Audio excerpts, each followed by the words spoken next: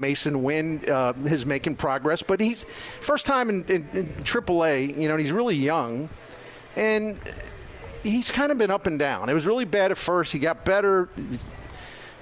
Then he went 0 for 14, and then last night he had another good game. So, people are sort of spazzing out about this, like, could he come up here after the All-Star break? I would say 100% no.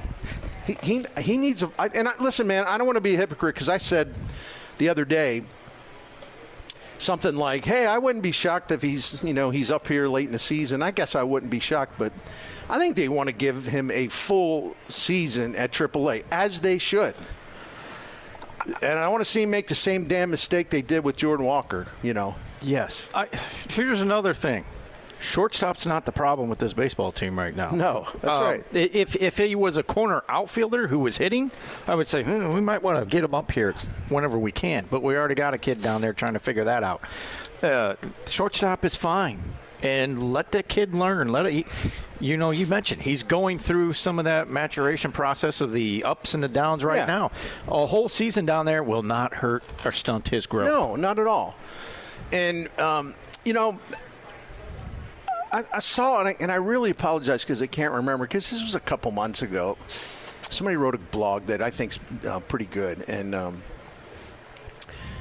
just like everyone else, we get into slumps as writers, but it's pretty good. Said, given how fast he is, and given the arm and just the overall athleticism, what about the idea of having him down in Memphis play some center field? Already? Cardinals don't have a center fielder. Again, I know everyone wants to turn Dylan Carlson into Ken Griffey Jr. and Jim Edmonds, but don't have one. Not somewhere where you say, man, this guy's going to hit, he's going to steal bases, he's going to do this, he's going to do that, can run down everything. They don't have that guy. I'm sorry, they don't. I got to see it from Dylan Carlson. I was on Twitter last night. Listen, I always have good debates with people, but it's civil and for the most part pleasant. I was on there a long time, and the whole thing about Dylan Carlson, and you and I talk about this a lot. I mean, there's so many mixed feelings about him. Some people who are well versed in advanced metrics was showing me some stuff and says, boy, there's some really encouraging signs there, so they got to be a little more patient. And I generally agree with that. But after a while, this is not a second-year guy. And except for 1 year, he's been really bad against right-handed pitching. And I'm a metrics guy, but I have limits, Yeah. At some point, you got to put up the numbers. You got to be consistent. It's important to hit the ball hard. It really, truly is. It has a direct impact on how well you're going to perform offensively. But if you're hitting the ball pretty hard, and he is, and I don't see any numbers there that make me go, wow. You got to turn it into production, Yes. So anyway, we'll talk about the Cardinals and everything else. So we got Brian Walton at 4:30 from Cardinal Nation. We'll get. I also want to ask him about some of the pitchers down there. Not that they can come up here and crack a spot in this rotation, which is invincible a good word for it? It's impossible to crack the rotation. Yeah, you can't crack. No, Matthew Liberatore can't crack this rotation, which is 24th in the majors with a 5.04 ERA. No, and does not provide innings. No, they don't. I mean, you could have the second coming of Sandy Koufax, and they'd be like, "Well, we'd like to have him up here, but we love our rotation." Okay. The Cardinals, if Mozeliak would have done his job this past offseason, Cardinals might be in first place right now, or they'd be 1 out instead of 5. Definitely. Yeah, that's very accurate. Because the division, we've overstated, it's there for the taking. But the reality is that they got any pitching at all, this team would be right there knocking on the door. So, also at Friendly Sports Bar and Grill today, I'm bouncing all over the place, so pardon me. We're going to be giving away 2 Cardinals box seats to an upcoming game. 2 Cardinals box seats to an upcoming game. 25 gift certificates to Tangle's Hair Studio, 9964 Lynn Ferry Drive here in South County. A full-service men's and women's hair salon. And Sarah is the owner. Sarah also works here at Friendly's. She's outstanding at what she does here, and always a pleasure to see her. And really good news, I checked the last time we were here. She tells us that Tangles is doing really, really well. So well that, she's had to hire some extra additional employees. Yeah, that's great. That's awesome. So you need to check it out, and we can entice you to check it out because, again, $25 gift certificate to Tangles. Also, as usual, a $25 gift certificate to Kendrick's Meats and Catering. My goodness, you'll be able to get that baby in time to go get yourself some good old-fashioned American beef and chicken or whatever you want in time for your grilling this weekend. You need some, yes. Kendrick's is an old-fashioned butcher shop providing you the highest quality in meats and the best service around, and I can testify to both of those things with a big, hearty thumbs up. And it is home of the local celebrity, Joe the Butcher. Can't go wrong. So that's what we got for you here today. Cardinals win last night, as you know, 8-5. They'll be in Cincinnati tonight. Same time, 5:45 is St. Louis time. It'll be Steven Matz against, I don't even know the dude's name. He's not one of their prominent guys. I have the name, but it just escapes me because, again, no disrespect to him. He's a 31-year-old guy that hasn't pitched much in the majors, and he's only had 11. He's having like 11 Ben Lively? It is. 11 innings this year. And his ERA is good. But, I know nothing about him. He's wearing number 59. What does that tell you? 31 wearing number 59. It probably does tell you a few things, right? Yes. So the Cardinals, they have that when they take a 2-1 lead in a series, which will end tomorrow day game at Cincinnati. So 8-5 last night. Got some power plug in from Goldie, another busy bee performance from Edman, continued production from the bottom part of the lineup, good lockdown by the bullpen, and then Adam Wainwright got career victory number 197. And we'll get into Wainwright a little later, and I'm happy that he's getting closer to 200. I know it's really important for him. But last night already I'm getting stuff that says, in effect, well, listen, I know he's given up a lot of runs, and I know that he's not pitching, deep into games, but he's a winner. They've won 3 out of his 4 starts. He's a winner. That's scary. Adam Wainwright, so far this season, among starters that have had 4 starts, highest run support in the majors. They have averaged 9.3 runs when he pitches.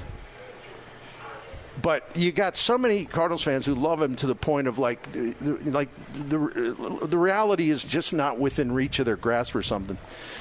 So they're scoring 18 runs, eight runs. Another one was 7 runs or something. They're averaging 9 runs every time he starts. But somehow this is attributable to his mystical powers or something. No. They're scoring 9 runs a game when he pitches. And I'm really happy that he's winning games. I want to see him get to 200 really soon. But let's not make it into something more than that. It's great to see him win. Let's not try to pretend he's pitching well or that because he's there, the team has respond to his, his motivation and all this other stuff. It's just I like the stuff, but it's at times it just, it's out of control, I'm there with you. So I had the apprehension watching the game last night. I was like, wow, how many more times are they going to allow this to go? It's working tonight. To your point, they scored 9 runs. They're scoring. It's a softball game out there. But if it wasn't that, you'd be going, "Oh my gosh, how can we keep throwing them out there?" So. We said yesterday, and listen, it was not any kind of incredible insight, but we both agreed, for the Cardinals to win that game Tuesday, they were going to have to score a lot of runs. Period. Yep. And Wainwright himself acknowledges that he hates pitching at Great American Ballpark, and his numbers there have been terrible, and the place has tormented him throughout his career, just about. So we both said, well, I don't know what's going to take. Let's start with 7 and work your way up. And then,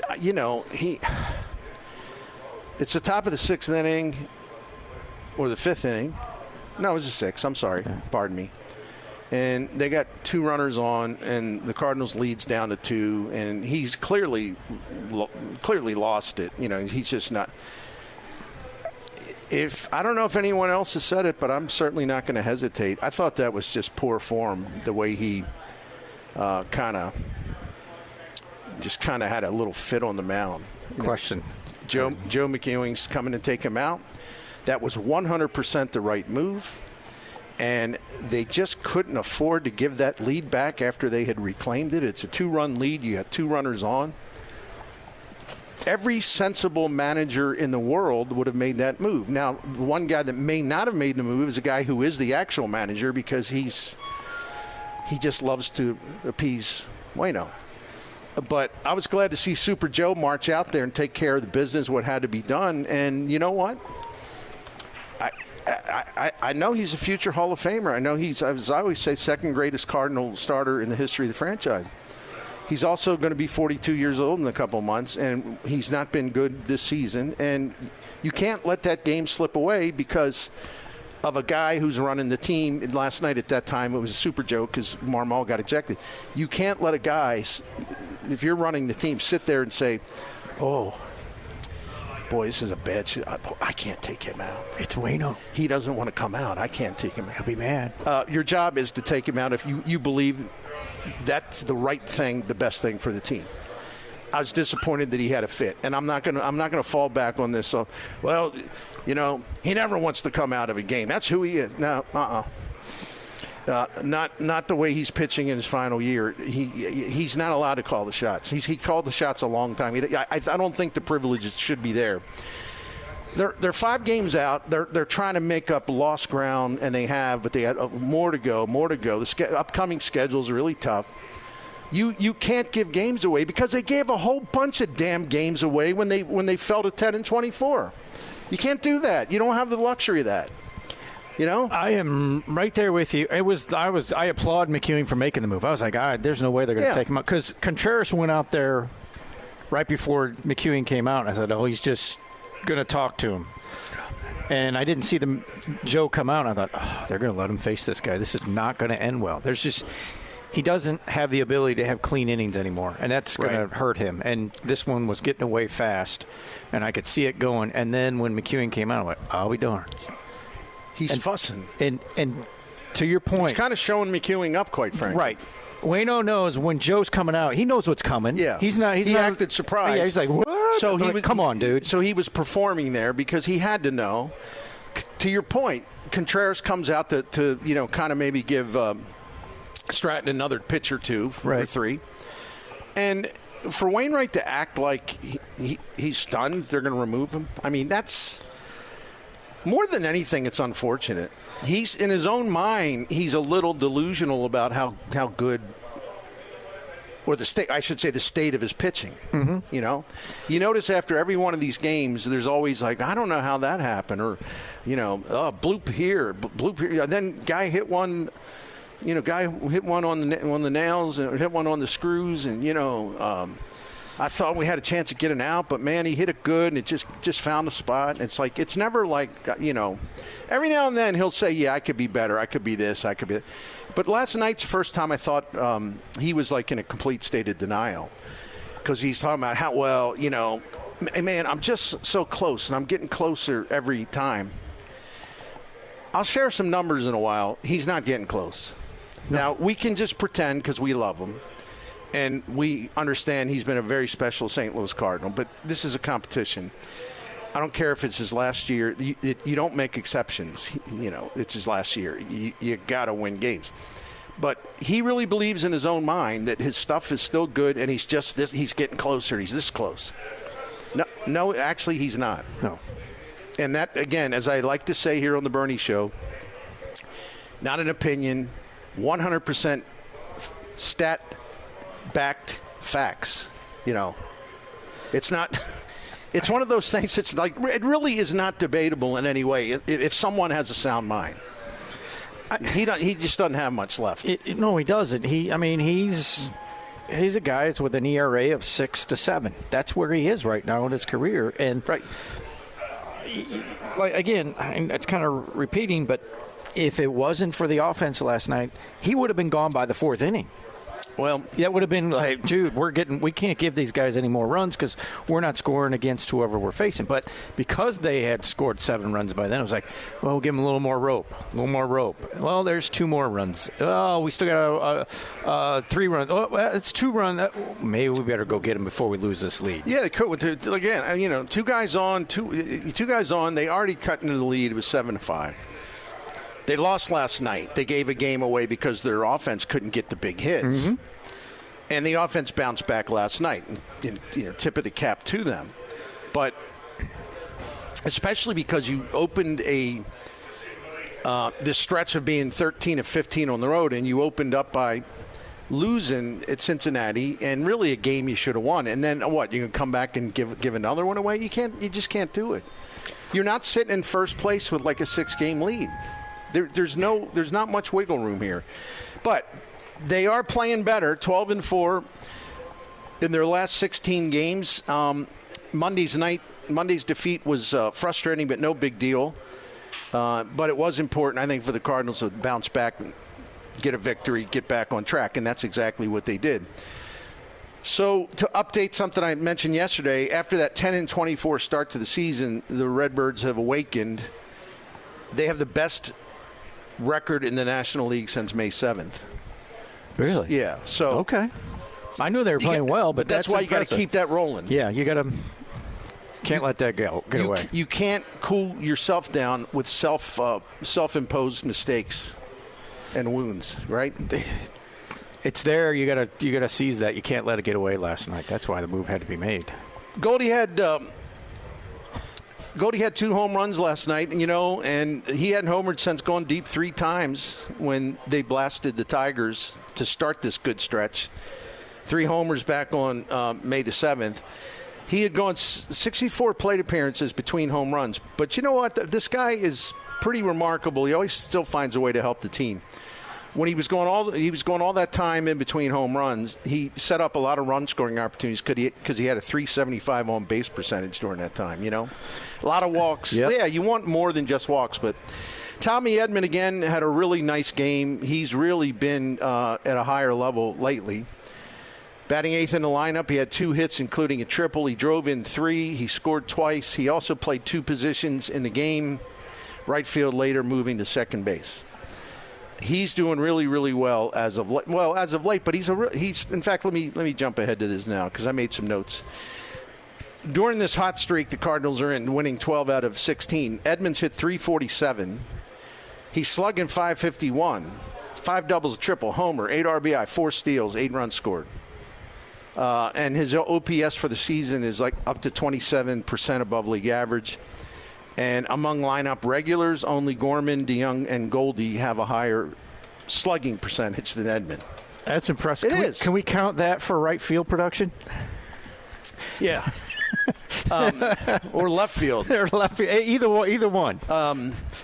Edman, Edman's quietly having one of the better seasons, among Cardinals. And again, his value is enhanced by the fact that you can move him around. Last night was an example. Yep.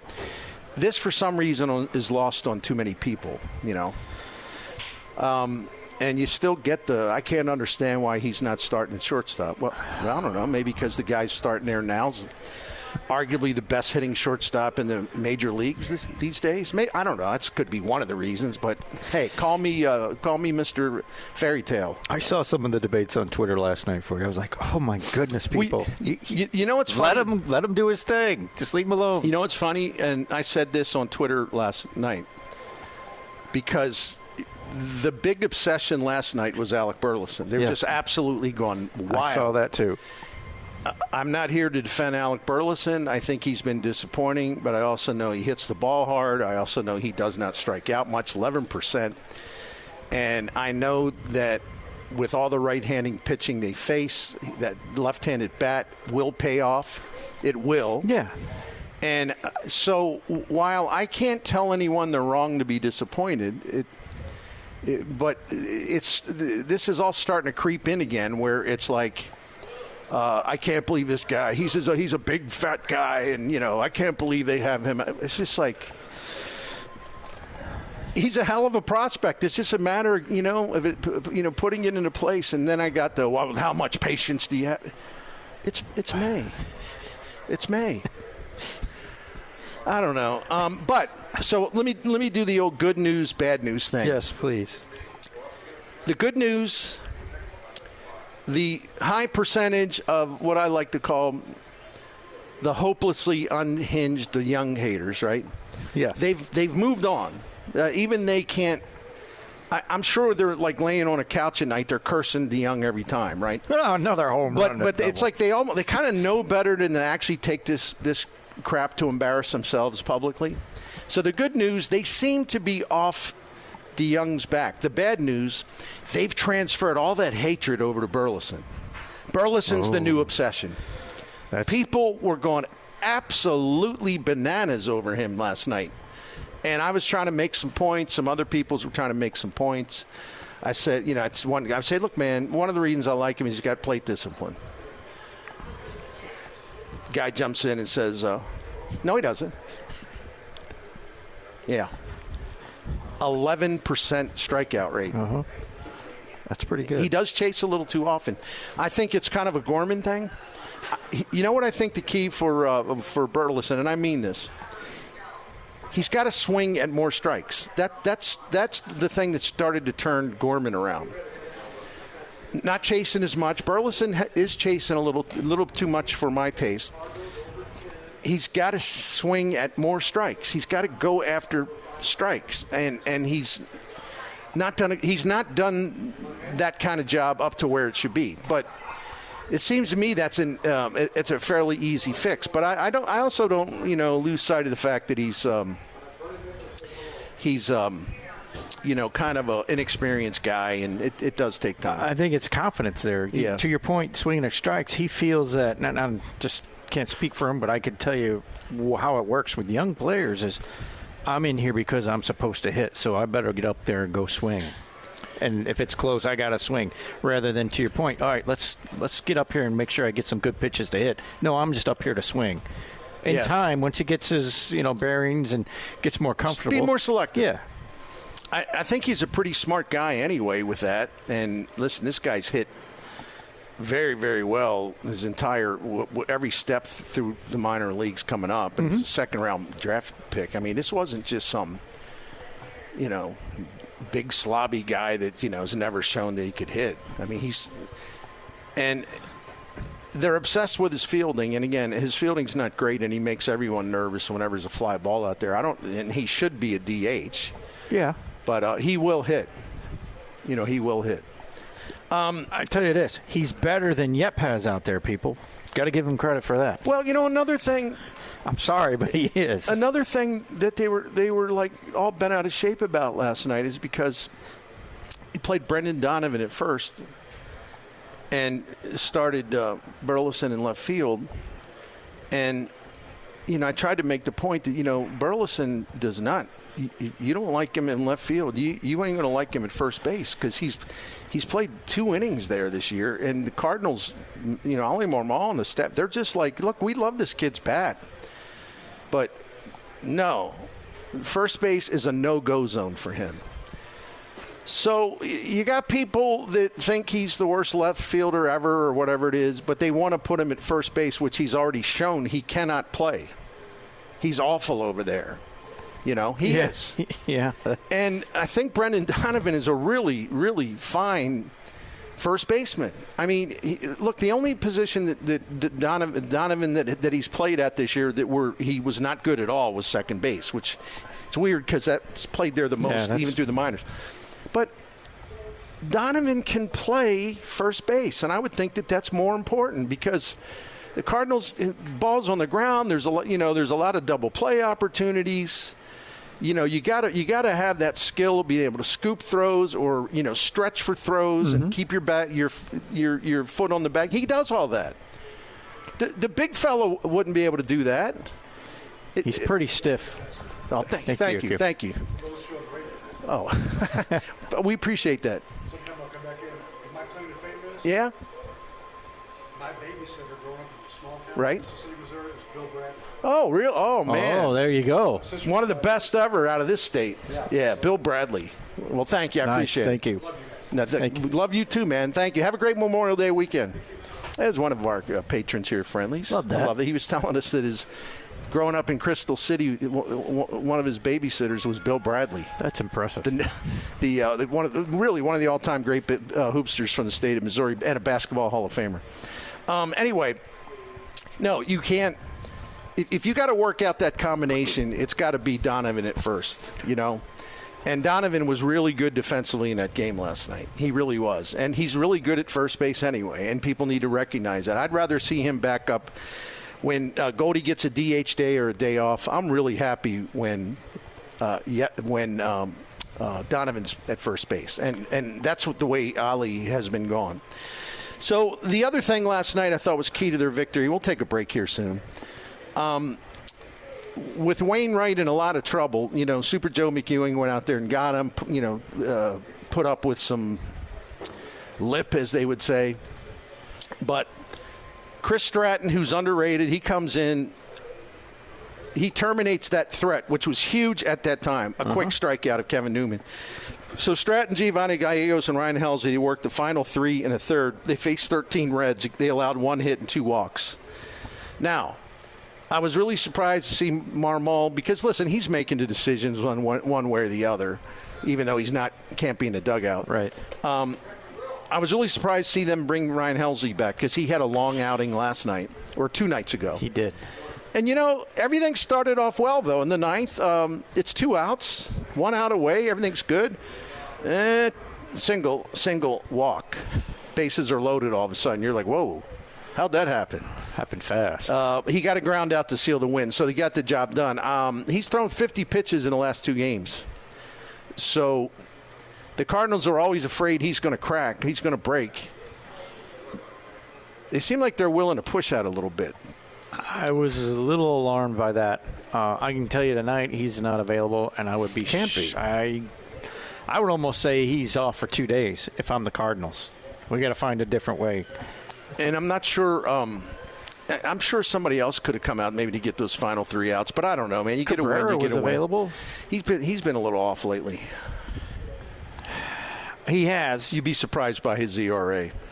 I know he has. I'm just trying to throw another name because he hadn't pitched in a couple days. I just need somebody that should be able to get some outs. What they need to do is bring up. They need to swap out a couple guys. They need to get a couple relievers up here. Or the other way of going about it could have been Bernie, somebody else in the 8th, and then Gallegos later in the game. Yeah, they got through it. They did. They managed through it. Today will be interesting, especially if Matz can't. But I deliver. thought Goldschmidt was the star of the game for the Cardinals. I think the second star was Tommy Edman. I think the third star was Chris Stratton. That was a hugely important out.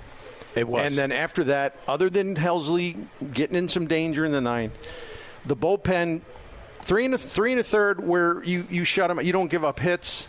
You don't give up a run, you know. And, yeah, there was a little danger in the 9th, but they got through it, so I'm not worried about that in retrospect. So I thought the bullpen was a key part of this.